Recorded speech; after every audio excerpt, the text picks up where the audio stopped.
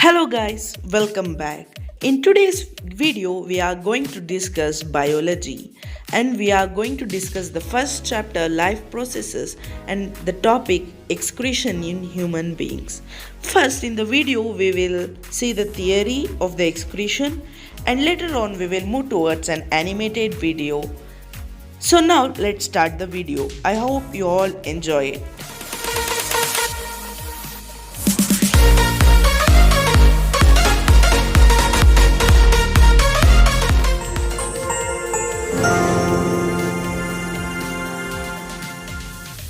Now let us see the excretory system organs.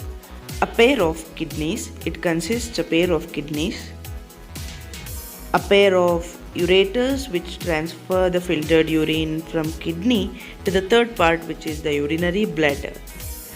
And the fourth part is a urethra which is the opening at the urinal bladder to pass out the urine from the body. Now let us see the structure of kidneys. It consists of three parts. The first one is a capsule, the second one nephrons, and the third one is Henle's loop.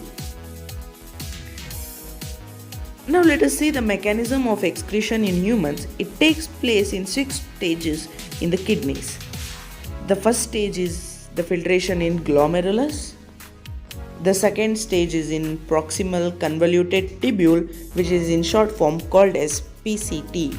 And the third stage is the descending loop of Henle, and the fourth is the ascending loop of Henle.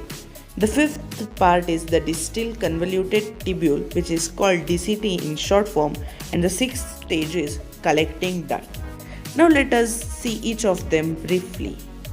First, glomerulus. The function of glomerulus is that it filters the blood partially. And in proximal convoluted tubule, which is PCT, it absorbs water ions and nutrients. They remove toxin and help in maintaining the ionic balance and pH of the body fluids. Now the descending loop of Henle's function is that it is permeable to water and the filtrate gets concentrated as it is impermeable to electrolytes. And the ascending loop of Henle's function is that it is impermeable to water and permeable to electrolytes. The filtrates get diluted due to the movement of electrolytes from the filtrate.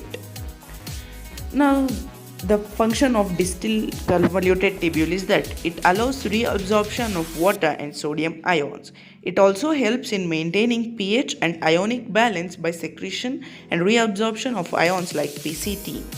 And the function of collecting duct, it is a large amount of water is reabsorbed from the filtrate by the collector. Now let's move to animated video. Cells, as a part of their activity, they produce nitrogenous compounds like urea and uric acid.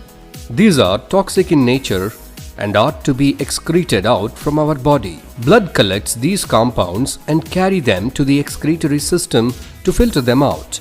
The human excretory system consists of a pair of kidneys, 2 ureters, and urinary bladder and urethra.